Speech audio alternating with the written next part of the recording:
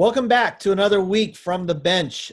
We are very excited for this week's guest. Over the last several weeks, as you know and as you've watched, we've been tipping our hat to mental health and mental wellness. A thing that I know for personally, we are obviously always wanting to learn more about. We've obviously researched what our teams need and what our staffs need.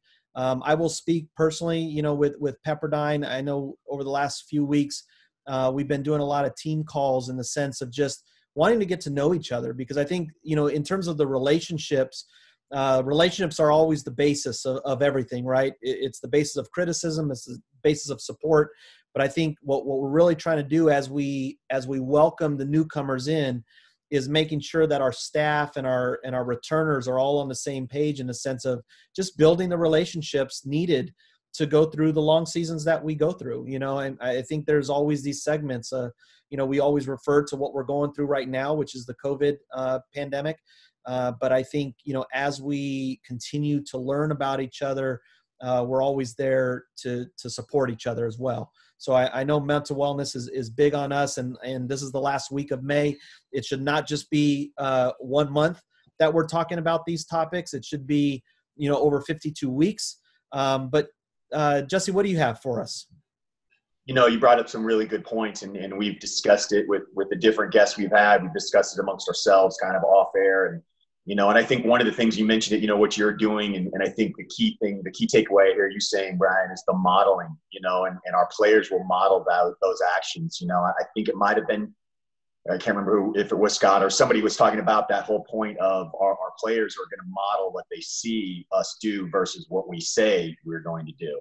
And I just think that idea, and in this time, and I love the way you framed, we should be talking about this and all the time. Should be just a May issue, and because we all resonate with it. We all have our own individual struggle, but the only way that we can is to make those connections, and I know that that's just been an important piece of our time together that we get to do, the four of us, and the times we randomly check in with each other and whatnot. And so, having those moments, I think have been really, really important to talk about, and we want to continue, even in our form here, to continue to talk about and not just keep it a May thing. Let's keep it an all the time thing. So, kind of those are my sort of initial thoughts on that, and it'll be fun to dive in deeper as we go throughout the session today. Gap, go ahead. Yeah, the longer this, pandemic goes on, 70 plus days now at home, I think all of us have been doing our due diligence from a leadership standpoint to stay in connection with our current players, with some of our colleagues. A lot of times we talk about mental health from a coaching perspective, and it's always kind of one direction, like we're worried about our players. I think there is some concern right now for a lot of the coaches in the profession. They're set in terms of a recruiting calendar, how they operate. All these things have kind of been thrown into a blender, and somebody pushed the button with no cover, and it's just all over the map. So like for me personally, there have been frustrating days just within the last week. I'm kind of over the what if scenarios. It's just it's exhausting. So my highlights come from when my players randomly call me, text message me out of the blue. We have a few players living together about 2 miles away. They're going to come and put blankets out in the front lawn for a picnic tomorrow. I mean, to me, that's like the highlight of my week thus far.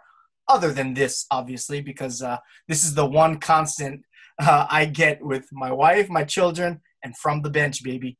But, in all seriousness, it is great when when those players do check up on you like that. So from a coaching perspective too, check on your fellow coaches, check on some colleagues, as well as your current staff and your current players, and just make sure everything, is going smoothly. Everybody's, doing a good job staying above this, because there is no playbook that we're operating from. So we just got to, again, to Brian, your point, that relationship piece is just huge and crucial. What do you got, Tony? Yeah, mental health, obviously, this month has been big. Katie Lou Samuelson came out with her recently just talking about her struggle with mental health. And, it's been really, really good on the athletic side, especially in basketball. Kevin Love has come out. and other professional athletes, that's really helped, I think, erase any kind of stigma that goes with, having some issues with mental health, especially in young people. Generally, a lot of the mental health issues, especially in men, happen in your early 20s. It's when you start to manifest some of the issues that you may have, early to mid to late 20s even. And I think the fact that there's prominent people in sport that are willing to step up and say, hey, I have issues with this, because I think it's easy to look at athletes and just say, these are invincible people. They train all the time. They're so good. They're perfect. Their bodies look this and that. I think it's really easy to say all those things and not really understand that there's definitely another component to everything that it is that we do. And then today, I don't know if anyone saw it, and if you haven't, you should, on ESPN.com. There's a great article about Brent Guy, who's been a college football coach for 40 years. 30 of those, he was diagnosed and lived and coached with bipolar disorder. The article was written by Ivan Mazel, and it's extremely, extremely good. And basically, it understands the point of view from a coach. I think we look at coaches and we say, okay, they're these perfect people that we put on a pedestal, and they've got to be as perfect as possible so that the view they're giving to their athletes and their recruits is that, they're upstanding individuals in the community. They're perfect people. They never make mistakes. And, it's just not reality. I think coaches at times sometimes have to, bury what's going on. And in Brent's case, he calls it the lonely disease. And reality it is, and especially for coaches with mental health issues, is that it's extremely lonely. You don't want to tell your other coaches. You don't want to necessarily look vulnerable in front of them. You don't want to tell your players. You don't want to tell anyone. You don't want the media to jump on it. Anybody that might question whether or not you're good enough or you're able to do your thing. But I think what we've talked about on this show, and I think what we've talked about with some of the people that we've talked to, is that showing that you're that way or have an issue is a vulnerability that your players need. If you want them to be honest with you and give you everything, then you give something back. And I know for me personally, when I first started having issues with mental illness, I told a few players that I felt comfortable with. And, Kate, I might mention it to a couple staff people that I worked with that I was close enough with. But as my career has gone on, I made it a point to tell my players. I know when I first came to the University of Albany at my last job, that was one of the things we sat down, we talked about as a group, is that I was, you had to give up something that was made you vulnerable. And that was, for me, the thing I chose. And to those players' credit, they was like, okay, it's no big deal. That's coach. And, and love them to death. And so I think, the fact that you're willing enough to be vulnerable, and I think coaches need to be willing to be vulnerable in those cases and say, look, this is who I am. It doesn't mean, the worst things you can think of that go with it doesn't mean any of those things are going to happen or any of those things are going to come into play. And that's the stigma that I think you get. And that's why people are afraid to come forward. But I think the vulnerability of it and being aware of yourself and saying, look, this is, something I struggle with, but doesn't mean it's going to define me or stop me from doing or helping anybody else. And so that's the way I've looked at it. And I think, what Brent was looking at it in this article is that way. And I think, when you looked at Katie Lou's article last week, same thing. Like everybody, it's something you deal with and you move forward and you try to do the best you can.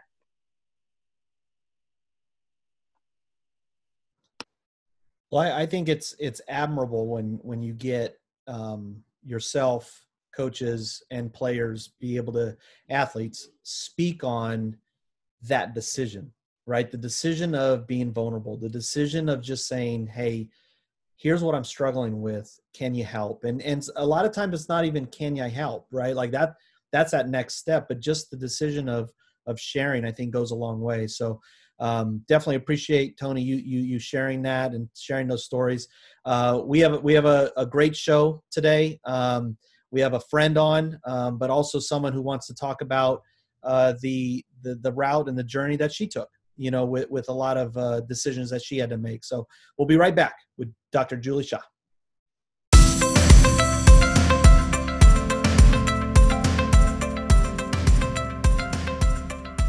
All right, welcome back. We are very excited to have Dr.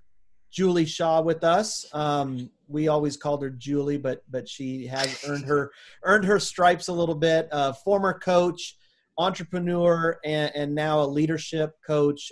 Julie, thank you for taking the time to be with us. I know you got a couple things that you want to chat about, but right now, just where are you? What are you working on? How is life for Julie?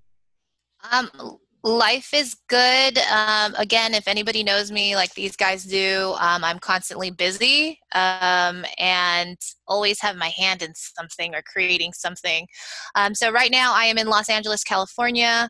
I am an organizational leadership coach. So I work with Fortune 500 companies. I'm a consultant for a company called Mind Gym. And so I go in and help businesses, executives, managers facilitate change, go through change, and then also just develop skills that, kind of what we're trying to do with even players. So a lot of this was just completely relative to me. It's just doing it in the corporate landscape versus with student athletes. Also, my wife and I are going into entrepreneurship. So we have launched Love Gen, which is something we'll hopefully talk about today, which are grief boxes to help support people during tough times, especially if they have lost a loved one. And then we are also venturing into the restaurant space, which sounds crazy, especially with all this COVID that's happening. This is something that we had in the works before.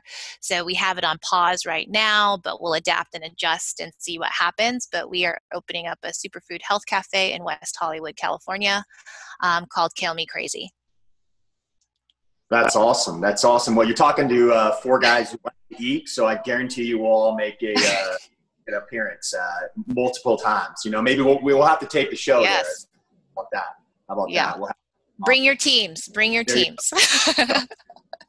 I would like to start sort of in a place that maybe references back to your time as a coach and relating. And again, we're really using this platform to help mentor and with our experiences and our stories, but, maybe talk a little bit about maybe a story or a highlight of something that was the idea of transformational relationship that you had with a player, meaning it kind of set them on to a path that, maybe you didn't really start originally in that space, but, that idea that your leadership was that transformational, took something bigger, more depth than just the traditional X's and O's and here's how you shoot a jump shot.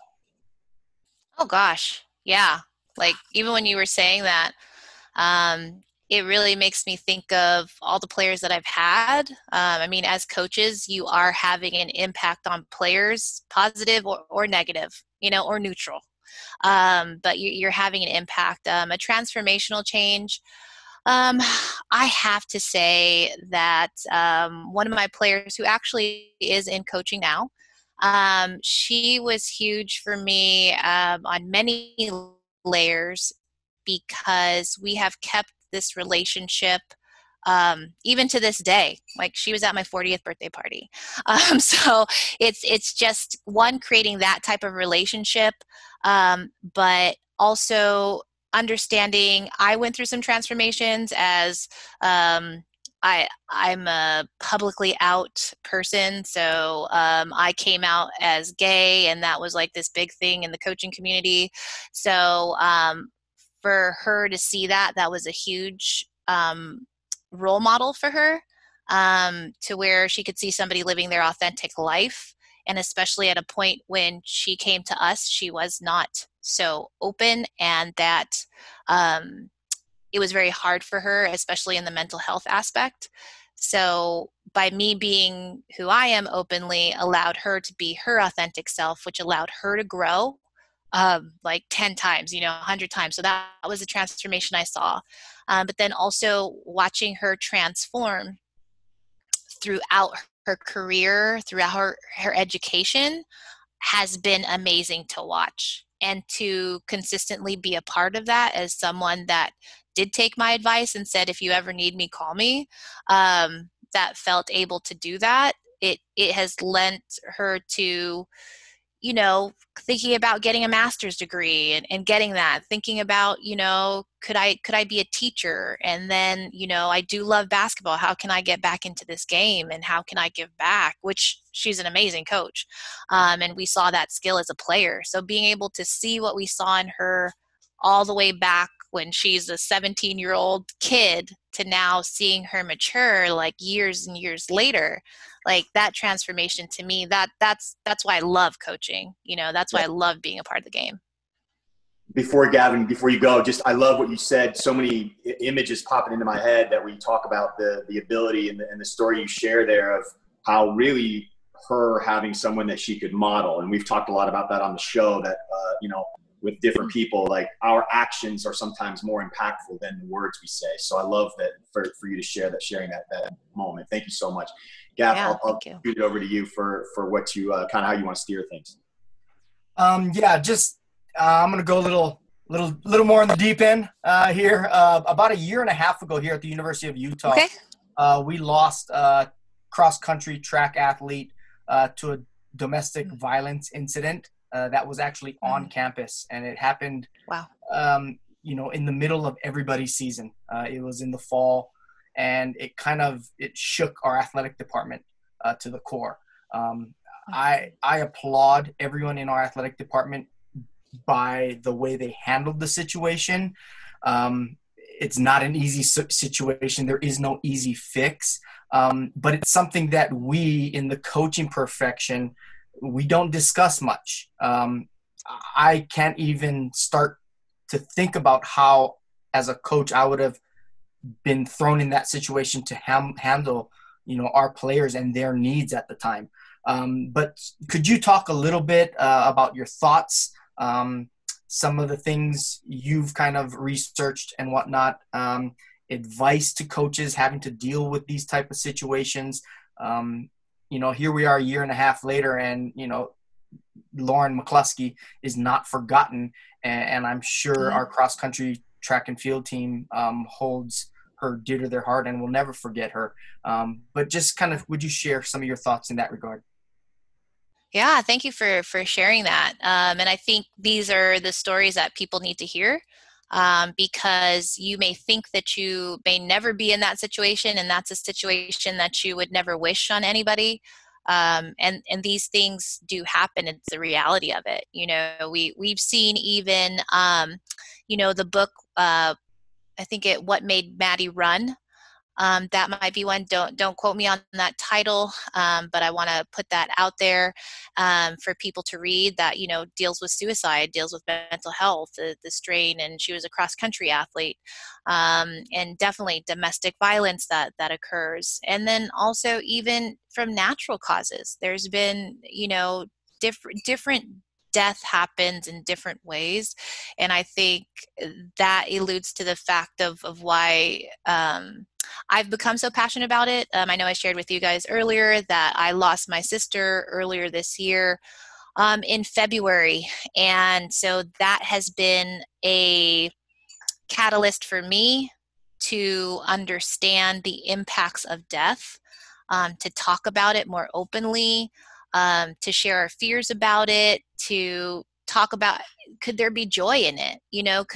What are all the different emotions tied into it that we aren't talking? And if we're speaking from the coaching perspective, is how are we teaching our players to deal with this? How are we supporting our players when they do go through this? And I couldn't imagine what it was like for the athletic department to have to deal with that. Even the friends, that are impacted by it on other teams. And at the same time, all these athletes are still asked to perform, that they're still asked to get out there on the court, on the field, whatever it may be. And they're still asked, you need to be the best at this game. When I think we realize that, and we preach this to our teams at various times, is there's things bigger than this game. I actually thought that, looking back on everything, that when Kobe passed away, I thought that was a big opportunity for people to talk about death. But I don't know if we really seized that moment.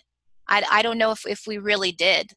And then now, especially with COVID, there are so many people being impacted by it, first degree, second degree, there's all these different degrees of separation, but no matter what, all of us are affected by it. I think even some of the symptoms and the descriptions of how people are passing away, it triggered me because my sister went through some of those same things. And maybe these can be triggering moments. It might not be the same, but it's death. And people can identify with that. They can, when you join this crazy anonymous club, it's like a secret society that I've heard it referenced to, is you don't understand it until you've gone through it. So I think sometimes coaches, it may be hard for them to understand. I know I'd also talked to you guys about as well is, how much time are we giving our players off? We think in the corporate world, there's a bereavement plan set in place where you can get up to 3 days off. Okay, is 3 days enough? Can we let them out of practice? Will the team understand that they're not in practice? Do we let them sit out of a game? And sometimes these are the tough decisions that coaches have to make, right? And especially, what if that's your best player? That's always the situation, right? We want to treat everybody equally. What if that's your best player, and what impact does that have if that person isn't there? Also, what mental health resources are we providing? Have we educated ourselves on these resources that we can give to our players and how we can support them? And it's coming up with a plan, because I think you can set up, if we're supposed to set up our student athletes for success and we're supposed to teach them life skills, this is the one thing that is absolutely guaranteed to us. Absolutely guaranteed. We all know it's going to happen. So how can we make it more comfortable for, these young men and women that we're coaching to become more comfortable? We talk about setting up financial plans. I'll put it out there, have we set up our funeral plans? Have we set up, all these things in order? These are still things that are life skills that we could be teaching our players, and to offer them that space and that safe space for them to feel like they can talk about it. And right now, death, even when you say it, sometimes I need to practice saying it because it seems so dark and it seems so morbid. But, how can we take that and change it a bit more so that we can help our student athletes in the long run and help ourselves? Our coaches, our colleagues may be going through things as well. How can we support them so that we could be the best coaches that we want to be? I would have to agree with you on a lot of that. And I wrote down actually some notes about Kobe and Gianna and John and Carrie and Alyssa and Christina and Sarah, Peyton and Ara, that was so visceral to us, in a basketball world. How could that happen? It was just so shocking and sad. I even made a journal entry that morning, just had the sadness that you just felt, not only just because of Kobe, but of all the kids, the young people that were there, and how you come to grips with all that, in a bigger picture is loss. Mm-hmm. And I think, at times, if you flip on CNN or whatever it is now, you see, 98,700 and whatever people have passed away. And it's just a number on a screen to a lot of people. There's not that same visceral loss because you weren't necessarily connected to them, but someone somewhere is connected to them. Yeah. So, I mean, it's that overall, that collective feeling of loss that we felt in the Kobe instance that I don't know if we feel as much, especially our players and in this community in that instance. So how would you, I guess, give some thought or some skills into how do you deal with loss, whether it be loss of a family member, loss of someone you admire and respect, loss of someone to this illness, this disease that's out there now, loss of your season, loss of your, whatever it is. What are some tools for dealing with loss? Yeah, and I've been doing a lot more research. I'm definitely not an expert yet, but since this has become so, a part of who I am now, I heard a really great line the other day that said, your loss is the greatest loss. So just understanding that everybody's going to have different losses, but that loss to them is going to be the biggest loss. Like that's what's going to mean more to them. Like it's not about comparing, you know, is your loss bigger than mine or anything like that and getting caught up in that. It's just understanding for that person, it means so much to them. And when you can operate from that vantage point, then you can allow them the space. I think it's definitely also allowing people to grieve and validate that the way that they're grieving is correct, that there's no wrong way to grieve. And that you're going to go through the different stages, which I, again, have been trying to do more research on as well. So I went through those 5 stages earlier where it's, you know, you're going to go through denial, you're going to go through anger, you're going to go through bargaining, you're going to go through acceptance and depression. But the bonus one that I love that I've been clinging to is the meaning part. Because, you know, and understand that during this grieving process, you will toggle back and forth. It's not like it's going to be linear. You're not going to, okay, I'm done with the denial phase. Now I get to go on to anger and let me make it. It's not. You're going to go through each one of these phases in different capacities. They're going to feel different. You might have gone through anger one day and it's going to be experienced differently the other day. So I think even when you are coaching or you're working alongside someone who is going through grief, understanding that it will show up in different ways. It's not about you. It's about that they're going through their loss, and to say whatever you feel today is okay. And another book that I read that I recommend, which also ties in leadership grief, is by Sheryl Sandberg. It's called Option B. And she even talks about the different nuances that you can do to help people that are grieving. And one that I just really, really liked was instead of asking, how are you? Ask, how are you today? Because that's a really small way that you can change the language and imply that, yes, I'm acknowledging that you're going through something and today could be different, you know, and that, like, how are you today just in this moment? Because sometimes that's all that person can manage is that one day. So being able to add that to them, and even thinking about the 5 stages, again, this is what some of your student athletes may be going through, or even family members, colleagues, whatever type of loss is loss. So when we're talking about grief, so if they've lost their season and, you know, they lost their senior year or whatever it might be, or a championship that they were working so hard for, they could be experiencing these stages of grief. Maybe they didn't know what the name for it was. They just know they're feeling some type of way, but it's probably grief that they're experiencing. Because if you look at all those stages, I'm sure they can resonate with each. I'm sure there's plenty of student athletes that are out there are trying to figure out a way that they can bargain to get a season back, that they're super angry about it. And then there's other athletes out there that are now finding meaning in this, and that maybe they can let it go, and that they can move on to something bigger that was meant for them.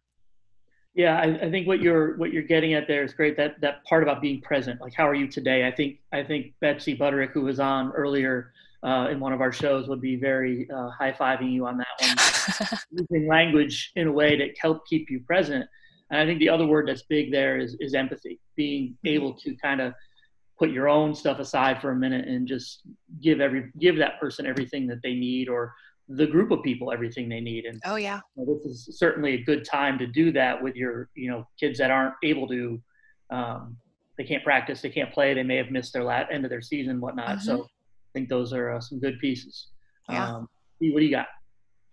Well, Julie, you're talking about, you know, loss is loss, whether it is, you know, a player who loses their season, obviously losing someone we love, and a person is obviously big, but can you go deeper in terms of, like, from a coach's perspective, like how should coaches handle the stages? Because, and I'll just speak candid, you know, just from my experiences, like, you know, COVID's all around us, right? And we had a family member that COVID hit, and as a family, we had to kind of figure out, like, where are we all, and what we did was we just secured a date and a time that we would all connect. And that was an everyday thing, just so that we all have kind of a pulse. And so, you know, going through, I mean, you mentioned it before, death is all around us, whether it's natural causes or an illness or things like that. What do coaches need to know, or how do they need to handle that type of management across the board? And you don't even have to go coaches. Maybe it's one step up, leadership, like go NCAA and how they're handling, the loss of a season last year. Go to, go wherever you need, but where should the mindset be managing multiple? Yeah, I think even going up even higher, when you talk about the higher that you go, or I guess at all levels, just with leadership in general, is the clarity of it. That's something new that I've been diving into and really examining in leadership, and seeing that as a really good, goal to set for yourself, is how clear can you be, especially with whether it be with NCAA, losses of seasons, resources that people can have, is how clear are you being with everybody, even if it's you don't have the answers, communicate, what can happen. These are options. I think even when a loss does happen, is people might not seem like they're listening, but they are. And maybe that's also just from my perspective, and that they are, when they are ready, they are going to want a lot of information. They might be asking a lot of why questions. So it's just being prepared and being able to be as clear as you can on whatever topic that they're asking you about. I think the resources part is huge. It was really big for me for people to start mentioning, like, maybe you need to go to therapy, and then what avenues of therapy can you get. So I actually use BetterHelp, which is an app that you can use, which was great. I love going to therapy face to face. And so I was like, okay, well, how is this going to be through the computer? Which then I actually found it's actually easier for me just to not have the person on the screen, that I'm actually a little bit better when I'm just on the phone talking to them. And then they're able to provide more resources, which has helped me. And I believe it's still Mental Health Awareness Month. So, for me, just putting it out there, being authentic, like I try to be, is like, I go to therapy, like do it, But again, when somebody's going through that loss, as coaches, are you prepared? Do you have the answers that people may be seeking, or that they didn't even know they needed or wanted? So whether it is pick up a grief book, like read a grief book, and I've mentioned that option B. That one's great because that one also tackles leadership and how people run an organization. So that's twofold right there. I think also, what are other things they can do? Offer yourself up to, well, I would say this. People will say that they'll send you messages, they'll send you texts, they'll say, hey, I'll be there, whatever you need, right? After that one message, it's done. So I think if you have follow-up, and this is just any other skill that you would want to do, again, if we're combining leadership in this, have some follow-up. Because if you are saying, I'll be there for you, in that space and time when it immediately happens, again, that person may not be ready to receive that message. And they're being bombarded by all these messages of the same effect. And it's really stood out to me, and some people that I didn't even know, like, that really thought of me, like, in that sense, that have stayed in touch with me and have just randomly, like, checked in and just been like, I just want to see how you're doing. That has meant a lot. That has really meant a lot. So I think that's something that you could actively do, and that's concrete. Like, if you say, if you need anything ever, like, I'm sorry for your loss, then back that up with some follow-up, because it'll probably be like a month or two down the line that person can actually hear you and process everything. So those would be some things to do. Really, really, really tremendous stuff right there that you're making the points. And I think maybe we can carry that into maybe a little bit in the leadership, which is some of the other work that you're doing. But I wanted to just pull back on something that you said about the word death. And we often are so reactionary to it, right? And we're not, you mentioned earlier, we talk about financial planning with our players and whatnot, and yet we don't discuss this topic. So I just personally want to say thank you so much for opening my eyes to that concept. I think that's such great advice and a great takeaway. Could you maybe reference that, like if you look back as a coach, and I think you mentioned, you've had players gone through this with death, and in your role as a leader there, if you were to say, pull back, knowing what you know now, that if we could just pick up and transport back, how would you have approached those conversations with the players, maybe, even before her family memory passes away, or whatever the scenario was, like you said, it's raw for you right now, of course. And yeah. With a country, it's raw for us, but how can we be, I guess, taking the darkness out of it, because there needs to be those moments. How can we maybe pull that out and have it become a conversation that doesn't have that place of coming to be so morbid? Yeah. That's definitely a great question, and something that's what I'm working on. Like with my blog, with Discuss Death, these are the topics that I want people to send. And to me, I think we have so many conversations, whether we're in the bus, whether we're in the vans, whether we're walking with our student athletes. It's like, how can we integrate that into it, right? I will say, I know Brian mentioned Carrie, that we're still thick as thieves. Like she coached with me like at Cal Poly, and we've still stayed best friends since then. But it's like we would talk about death in the sense of, hey, if you were to plan your funeral, like what would it look like? Who would you want there? I even know what song I want played. Like, because you think about, people talk about like their wedding and wedding planning and all that stuff, and it's like, oh, I know what my wedding song is going to be. But it's like, death is also a very huge life moment. And it's like, are you going to leave that up to chance for somebody else to plan everything for you, even though you're not there? Okay, whatever. But in your mind's eye, I would love, and that eases it for your family members, or eases it for whoever's helping the planning, right? Because during that time, how can you help make it easier? And these are still conversations that I still need to have with my wife, that I still need to understand.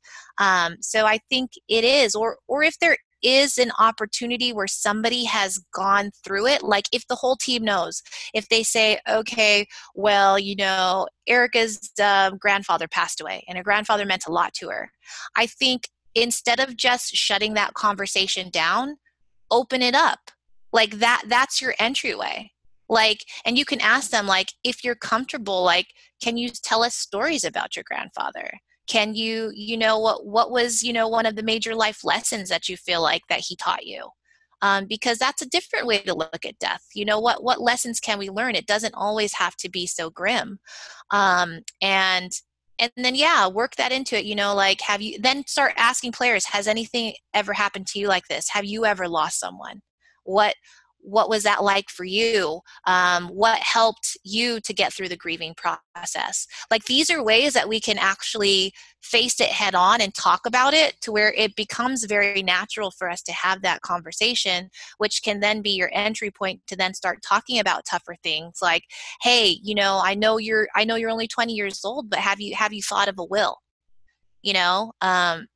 Different things like that, because you're still teaching them, even if they will not start a will, like on LegalZoom or whatever they can really easy, or write something down, maybe that will have them think about it as they are growing up, as they are maturing, to where they're like, oh yeah, like my coach mentioned about this will, and as they're having conversations, it has this like domino effect, to where they can talk about it. Because again, those are things that are real life situations that people have to figure out, and sometimes we're scrambling to figure them out at the last minute, and that can cause a lot more hurt and a lot more frustration.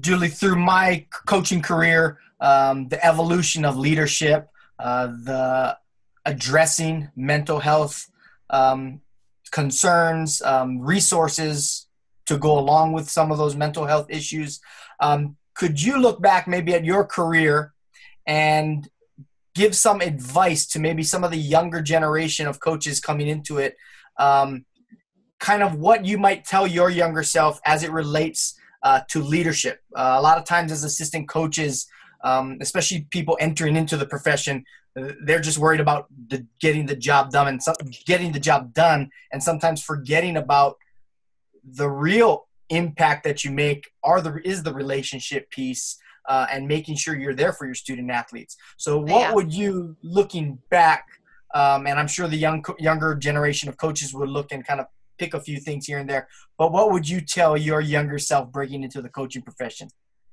Oh gosh, too much stuff. I would, I guess I'll stay on this topic. If I were to tell I think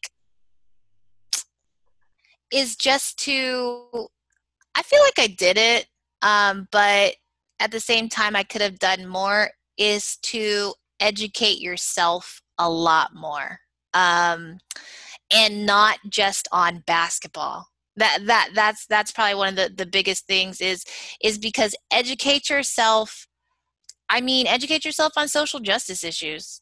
Like if we're talking about death, we're talking about Ahmaud Arbery, and everybody that we've seen that have popped up in the news, because those are going to be things that these kids are going to be talking about and they're seeing. So how educated can you talk to your players about this to facilitate those hard discussions? And then I think also and with the education is anything that you're educating your players on, it's that whole thing. You should be willing to do that yourself, to be able to, all these life skills that you want to teach them, like you should be doing them. We preach all we want about all this financial planning, but are we doing that ourselves? And so that we can understand that, from a perspective, because speaking again candidly, as a young coach, like this job, you don't know when that's going to end. And you don't know what transitions will come up for you. So how are you preparing yourself, in your own growth?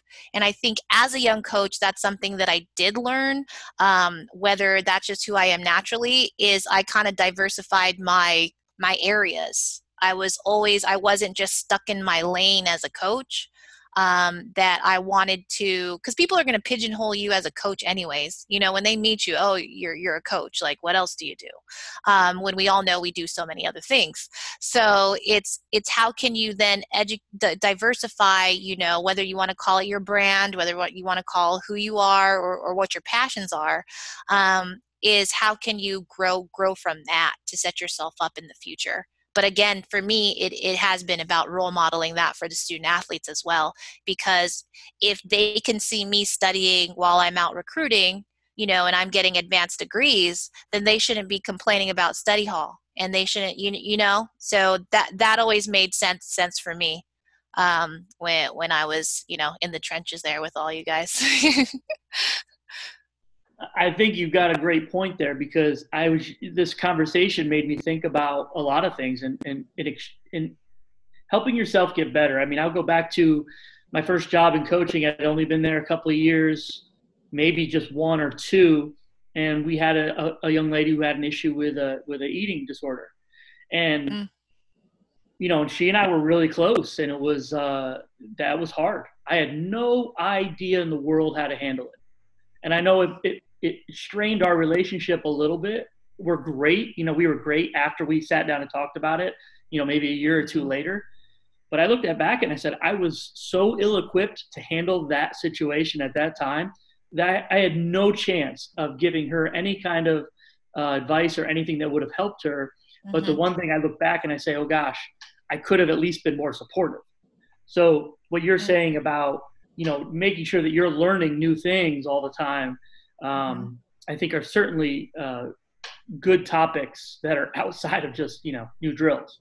As the world and times change. So I guess in your leadership experience, when you're working with executives and all that, how different or how similar is it, I guess, in the things you're talking about with your executives when you're teaching leadership than you would with maybe some coaches? Interesting. I think one of the major differences is I can't use sports references as much as I would like.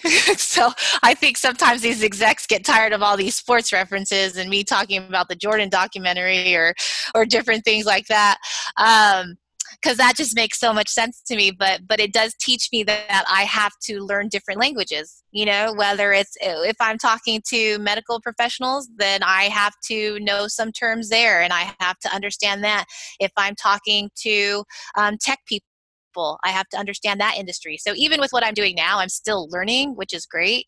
But I think, to me, it's the same. It a lot of it, and that's what we tell our student athletes, right? Is that like what you're doing now is going to translate into the real world so well, and they don't even know the skills and the setup that they've been given, because a lot of the things that I am teaching these executives, which blows my mind sometimes, is that they're things that we were taught through athletics.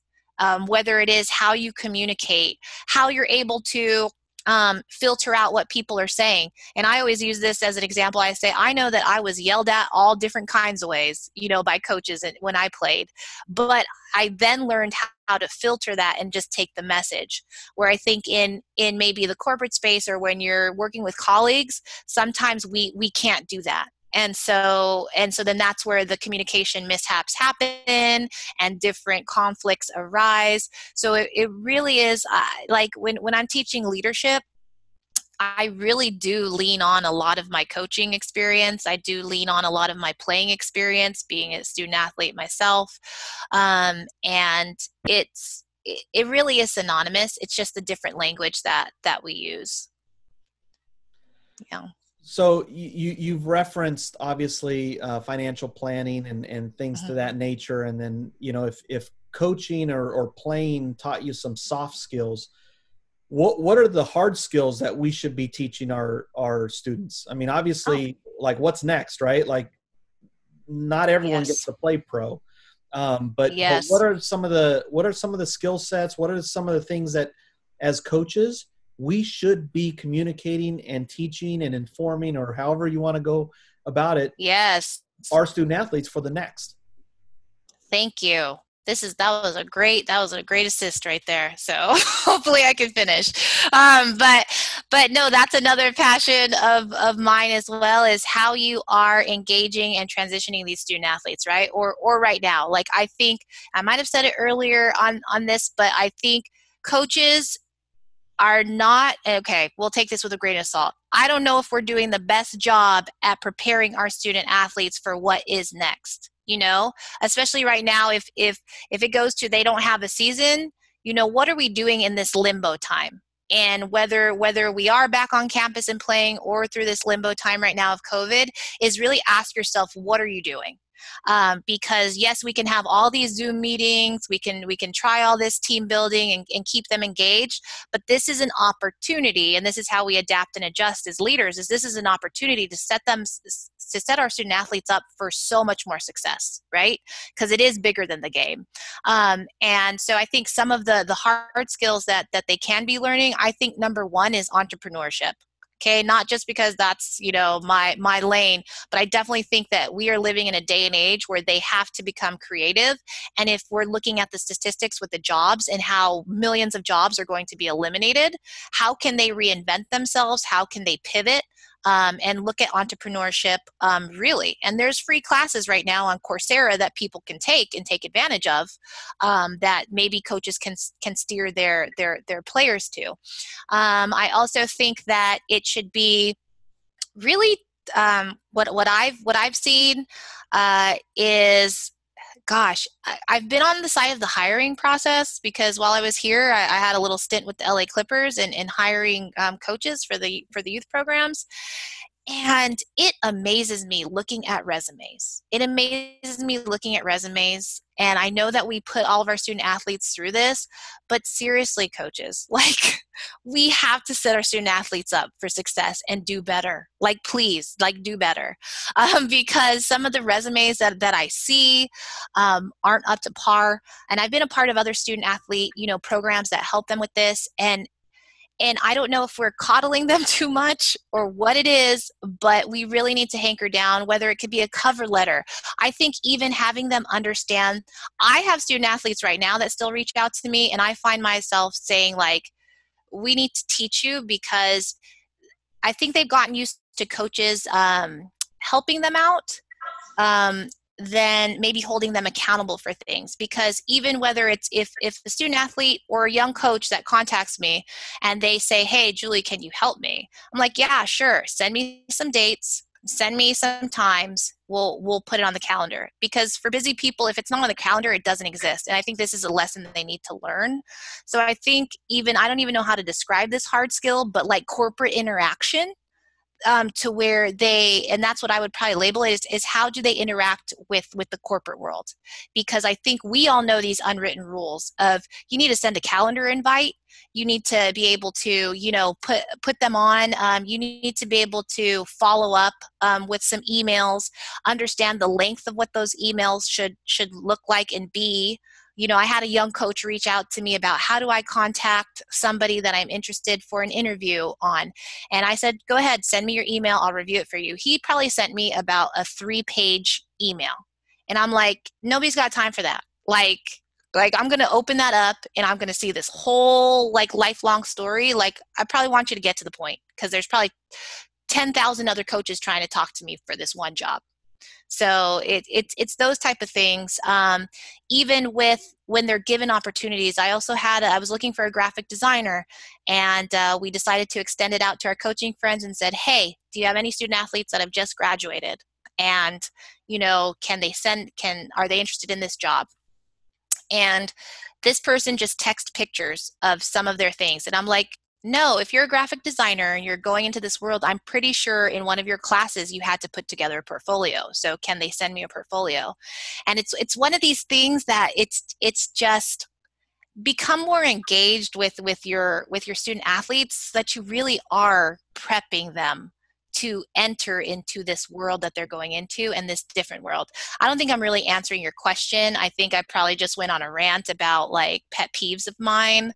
But I think it's tapping into those corporate skills that can allow them an easier entry into a space that they want to get into. Because I think they've just been so used to people helping them out in the athletic department on campus that they think it might be a little bit easier than it really is. So just getting them those technical skills down. Well, I would just say that I think that is the answer, though, right? Okay. Because you don't know when you're in. You don't know what's on the other side, and I think it's having former coaches like yourself, who's very successful with life after, right? Because you've reinvented yourself. You have to be the educator, because you are on the other side. You are looking at these resumes, and I think it goes a long way when those folks are now looking backwards and adding content and that advice to the game, back to the game, because you've seen it. So I appreciate that answer. Yeah. I would also add, for them to do more investigative work onto what resources are available to them. Because there are so many programs out there. If you just take a look, especially networking, that's something that I feel like anybody who knows me has said that I feel like I do a good job at, is that, I feel like I have a good network, but I feel like I invested a lot of that. I also invested a lot of my own money, whether it is attending, different academies, different programs, and just trying to be a good person and just really get to know the people that are sitting right next to you, and that's a skill. It is a skill to network, because some people, when they approach you, I don't know if they approach you in the right way sometimes. Well, Julie, we know we were going to hit a home run with having you on. You've dropped so much good stuff. I think people are going to be taking notes. I know Tony and Gavin and Brian, myself, we've all been taking notes this whole time. So I'm going to shoot one kind of thing before we go to break here to sort of wrap up the segment. But when you were talking about that idea of entrepreneurship, where did that come into your life for you, and who maybe fed you that bug? Because I know for me, I would love to steal that story a little bit, because I think it's such a pivotal time. You're so right. I mean, even with my son, Jacob, who's 15, and just being really outside of the box thinking when it comes to his next, and okay to have that conversation. I think a lot of times we get so siloed in our profession of coaching that we often, maybe it's our own fears, maybe, to start having that conversation, and that it's okay to think differently. It's okay to, I have this dream when I was a kid that I wanted to open up a sports bar at one point. And, because I love talking to people, I love hanging out, and I do like to have a beer every now and again. So I thought it was right. So that's always something in my outside the box part of my life, But talk about maybe where that bug came for you to where it has driven you now. And, you're just so multifaceted with the work that you're doing now. And just sort of, we'll kind of finish with that thought and go to break. Yeah, I think it really came from, it's the whole YOLO, right? Like, you only got one life, right? You only have one life. And so how am I going to use my life? I like to use my life by helping others. So anything that I do, that has to be at the core of how can I help other people. But even thinking about as a coach, it really came from my student athletes. Anytime they would walk into my office, one of my favorite questions was, what's your dream job? Like, if you could do anything that you wanted to do, like, what would it be? And it was always very interesting to learn what that was and connecting that with what they were doing and trying to see if, like, hey, how can we close that gap and how can we, make that happen? How can we bring that to life for you?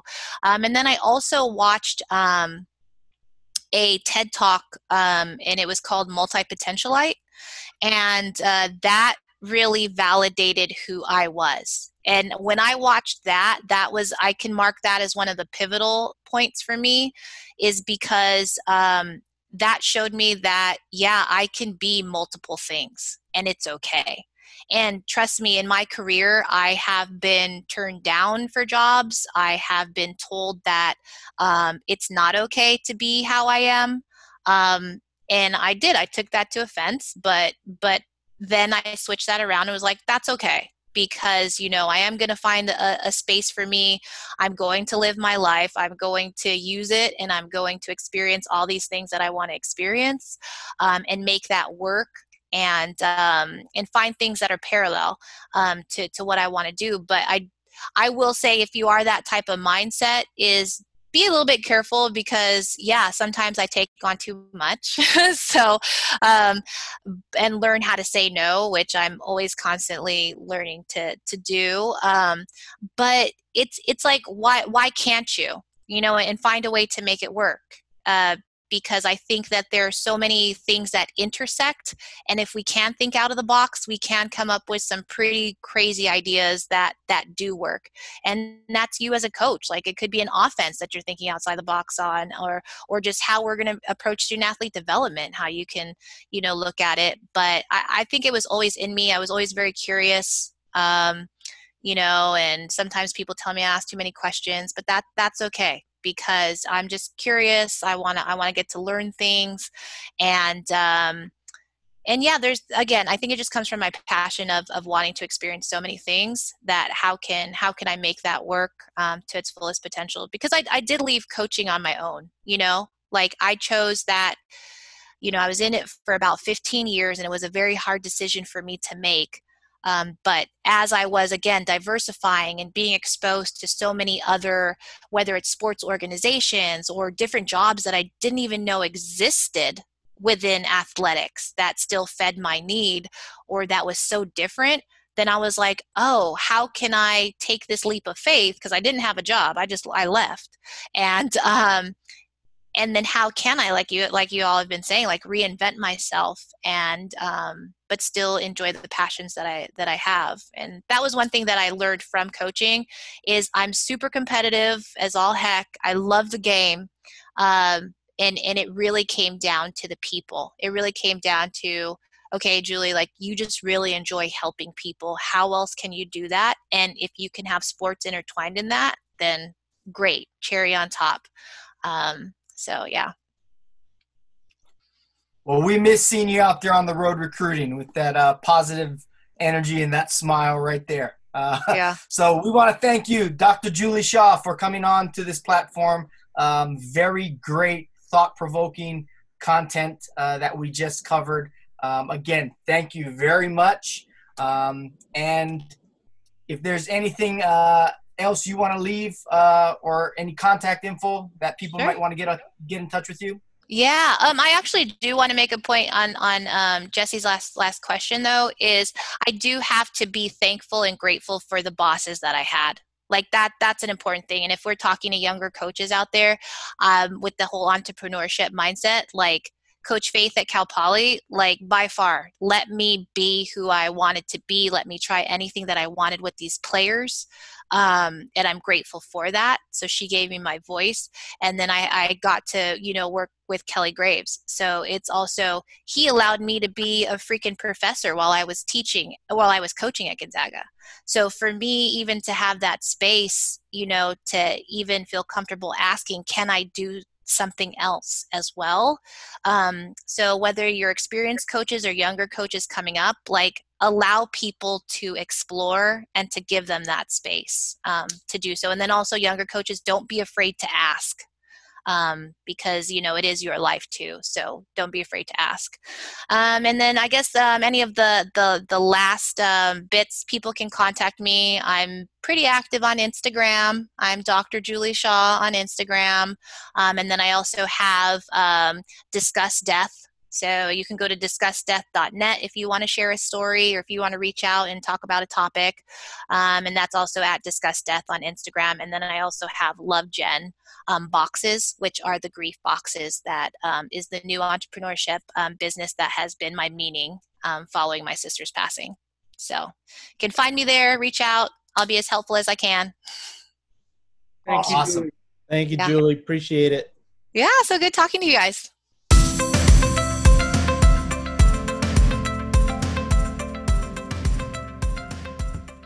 Welcome back to From the Bench. We've had a great discussion with Dr. Julie Shaw.